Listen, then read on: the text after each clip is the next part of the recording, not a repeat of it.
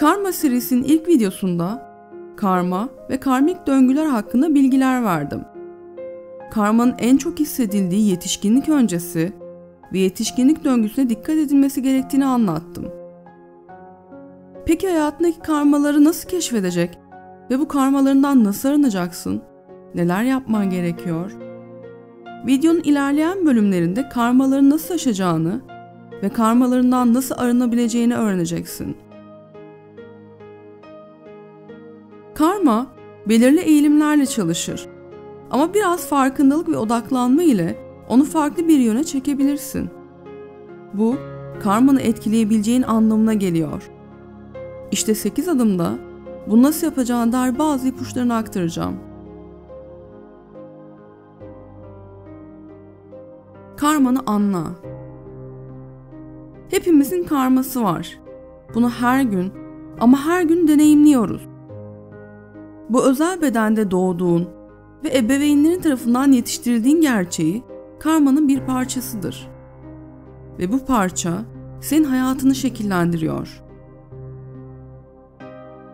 Bununla birlikte hayatın çok dikkat gerektiren bazı kısımları vardır ve muhtemelen hayatının durgun, kontrolsüz ya da sarsıcı hissettirdiği noktadır bunlar.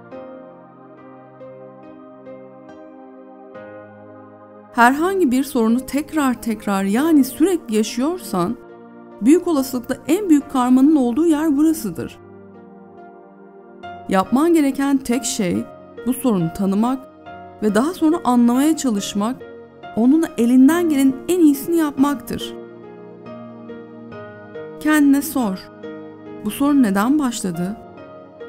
Bu sorun sende hangi duyguları tetikliyor? Kendini karmik zincirlerinden kurtarmanın ve gerçek potansiyeline doğru büyümenin ilk adımını atabilmen için sorunun temelinden başlaman gerekir.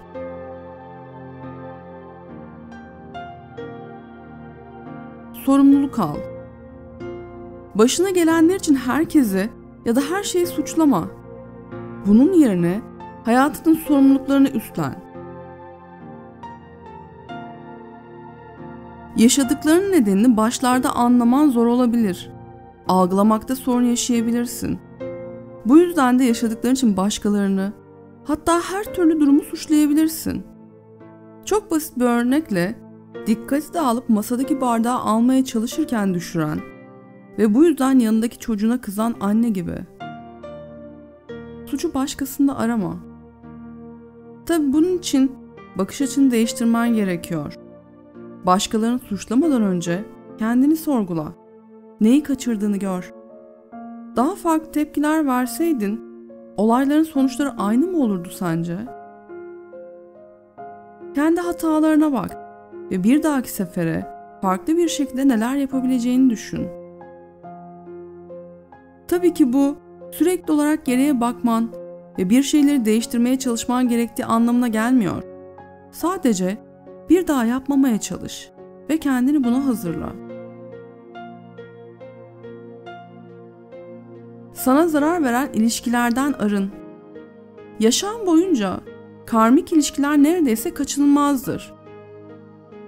Herkes beklenmedik bir şekilde adım attıkları karmaşık, hatta zarar veren bir ilişki konusunda mutlaka en az bir deneyime sahip olacak. Bazı insanların neden bizim üzerimizde böyle bir etkiye sahip olduklarını anlamak önemlidir. Neyi tetikliyorlar? Öğrenilecek bir ders var mı? Yoksa onlardan kaçınmak ve çok geç olmadan onları görmek için bir ders mi var? Bu, seninle başka bir kişi arasında kötü bir ilişki yaratman gerektiği anlamına gelmez. Ama kibarca ve saygılı bir şekilde onu kendinden uzaklaştırman ve sana iyi gelmeyen, hatta zarar vermeye başladığını hissettiğin insanlarla arana sınır koyman gerekir. Bu adımı mutlaka duymuşsundur. Ne yapıyorsan yap, kalpten yap. Kalpten gelmeyerek yapılan şey, sence gerçekten yapılmış mıdır? Yani amacına ulaşmış mıdır? Peki hiç düşündün mü? Kalpten gelerek yapmadığın şeylerin üzerindeki ağırlık duygusunu ya da hissettin mi hiç bunu?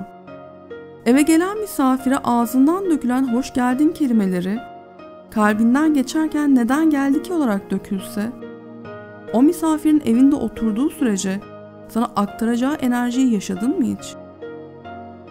Çünkü sen ne kadar sözlü olarak hoş geldin desen de o kişi kalpten yaydığın enerjiyi hisseder.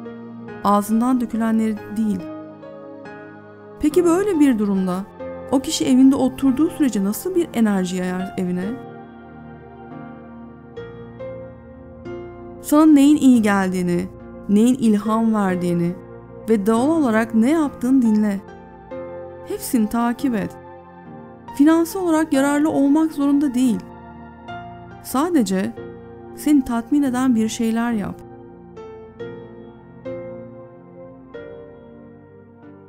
Olumlu eylemler gerçekleştir.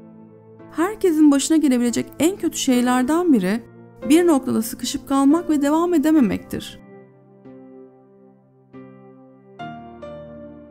Bu genellikle artık bize hizmet etmeyen ama aynı eski deseni tekrarlamanın bir sonucu olarak ortaya çıkar.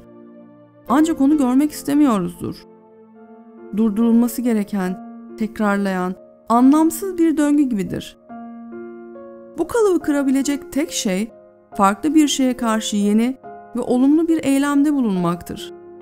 Sadece bu değil, her gün olumlu eylemler yapmak, diğer insanlara, diğer varlıklara yardım etmek gibi, hatta yardım istemeyen kişiye bile el uzatmak, karmik borcunu büyük bir çoğunlukla rahatlatacaktır. Yani hayat sana karmik borçlar için bowling topu değil de pimpon topu gönderir belki, daha rahat aşabilmen için. Eyleme gelince basit bir altın kural. Sakın başkalarının sana yapmasını istemediğin şeyi sen başkalarına yapma. Genellikle bu kadar basittir söylemesi. Peki ya uygulayabiliyor musun? Bir soru. Bildiğin halde bunu uygulamıyorsan, hayattan nasıl bir cevap bekliyorsun? Zayıflıklarını görmezden gelme. Herkesin zayıf yönleri ve güçlü yönleri vardır. Güçlü yönler genellikle geçmiş yaşamda başardığımız şeyle ilişkilidir ve zayıf yönler nerede büyümemiz ve kendimizi geliştirmemiz gerektiğini gösterir. Yani kısaca zayıf yönlerin ne kadar zor olursa olsun onları kabullen.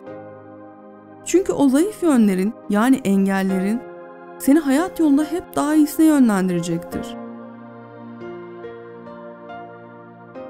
İhtiyacın olan tek şey engellerini kabul etmek ve yüzleşmek için cesarettir. Ve bu cesaret zayıflıklarını düşünmeyi ve onları geliştirmeyi içerir. Büyümenin, ruhsal farkındalığını arttırmanın yattığı yer işte burasıdır. Affetmek, kin tutmak ve birine kızgın kalmak ruhsal gelişimini yavaşlatmanın yollarından birisidir. Bazen bunu kabul etmek istemeyebiliriz ancak duygular her insanın hayatının büyük bir parçasıdır ve kesinlikle günlük hayatımızı şekillendirir. Affetmek, sana zarar veren bir kişinin kendi yoluna ve anlamadığımız kendi karmasına sahip olduğunu anlamak anlamına gelir. Tabii ki bu, kötü davranışları tahammül etmen gerektiği anlamına gelmiyor. Sadece affet, bağışlayıcı ol. Şimdi bugüne kadar affetmediğin ya da affedemediğin insanları, olayları bir düşün. Gerçekten yorucu değil mi? Sevgilinle kavga ettin, hatta belki aldattı seni. İlişkiyi bitirmedin, devam ediyorsun. Ama sürekli aklına geliyor aldattığı. Gerçekten eskisi gibi olabilir misin? Affettiğini söyleyip devam ettiğin ilişkide hep aynı aldatılmışlık duygusunu yaşamak çok ağır değil mi? Affetmek illaki o insanla ilişkiye devam etmek değildir. Affetmek o duyguyu bırakmaktır. Affetmek o kişinin kendi karmasını yaşadığını, hatta belki kendi karmasını yarattığını kabul etmektir. Affetmek duygusu başkası için değildir. Bu duygu senin içindir. Anda kalmak. Öfke, hayal kırıklığı, endişe, hepsi geçmişte ya da gelecekte düşünmekten ve yaşamaktan gelir. Bu yüzden şimdiki zamanda kalmak önemlidir. Şimdiki zamanda kalmak, Şu anda neler olup bittiğini düşünmek ve kontrol edemediğin bir şey hakkında endişelenmek yerine zihinsel olarak orada olmak demektir. Kontrol edebileceğin tek şey şimdi. Mevcut ol, anda ol, kendine ve düşüncelerine dikkat et. Ayrıca son bir ufak ipucu. Vücuduna iyi bak, sağlıklı beslen. Kim bilir, belki bu giydiğin kıyafete özen göstermek de senin karmalarından birisidir.